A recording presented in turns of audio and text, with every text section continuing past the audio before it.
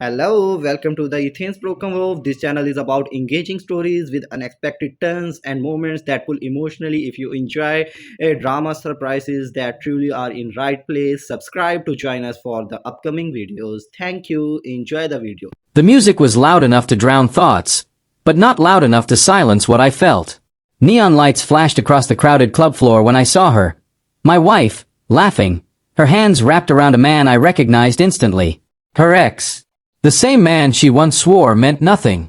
Their bodies moved in sync like old memories never faded.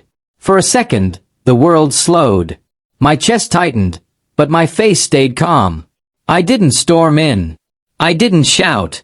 I didn't even call her name.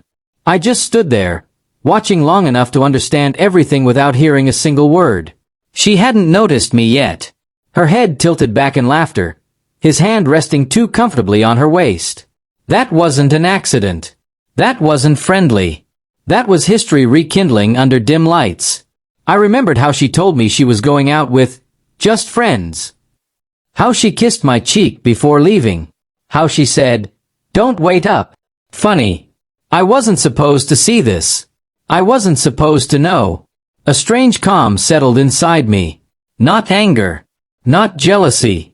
Something colder. Something final. I turned around quietly and walked toward the exit without making a sound. Outside, the night air felt sharper than usual.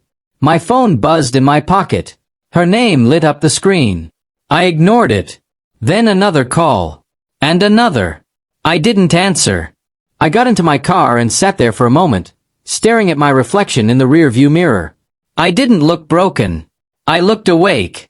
For the first time in months, I felt clarity. The small lies, the distance, the cold tone in her voice, everything made sense now. I started the engine and drove home, knowing that silence would hurt her more than any argument ever could. At 11:17 p.m., my phone exploded with messages.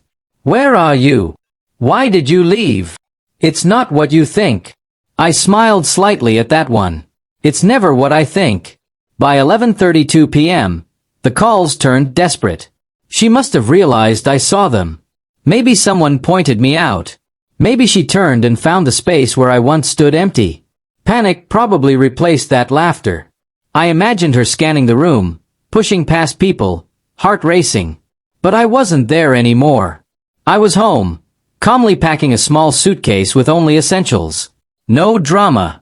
No shouting. Just decisions. At 11:58 p.m., she burst through our front door. Her mascara slightly smudged, her breath uneven. "Please," she started before I even looked at her. I zipped my bag slowly. It wasn't serious. He just showed up. We were just dancing. I finally looked at her, and that silence, that quiet stare, shook her more than anger ever could. "You looked happy," I said softly. That was all. No accusations. No insults. Just the truth she couldn't deny. Tears welled up instantly. She stepped closer, but I stepped back. The space between us had already grown too wide. "You don't understand," she whispered, reaching for my hand. But I did understand. That was the problem. I understood that respect isn't loud. It's quiet and consistent. I understood that loyalty isn't tested in comfort. It's proven in temptation. And tonight, she failed. I walked past her toward the door. "You're really leaving?" she asked, voice trembling. I paused but didn't turn around. "No," I replied calmly. "I left the moment I saw you." The door closed gently behind me. Not slammed. Not dramatic. Just final. And somehow, that hurt her more than anything else. By midnight, her world shifted. She called again and again. I silenced the phone. Mutual friends started texting, confused by her frantic messages. She must have told them a version of the story where she was innocent. But deep down she knew. She replayed the dance in her mind, his hand on her waist, her smile, the way she didn't pull away. Regret doesn't hit instantly. It creeps in quietly. And when it does, it suffocates. I imagine she sat on the edge of our bed, staring at my empty closet space, realizing that one careless night cost her something permanent. I drove without a destination, just distance. Pain was there, yes.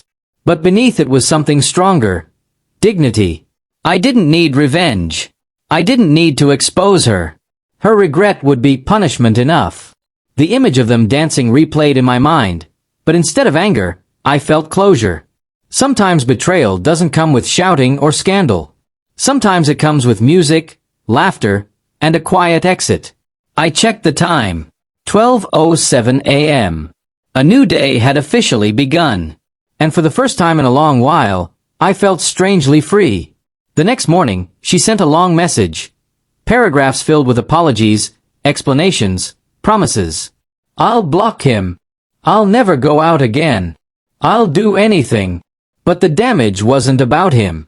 It was about her choice. About that smile. About the comfort she allowed. Trust, once cracked, doesn't glue back the same. I didn't respond immediately. Silence is powerful when used with purpose. Hours passed before I finally typed 3 words. Take care, Sarah. No anger. No blame. Just acceptance. And in that moment, she understood this wasn't a fight. It was an ending. People think heartbreak is loud. Screaming, crying, chaos.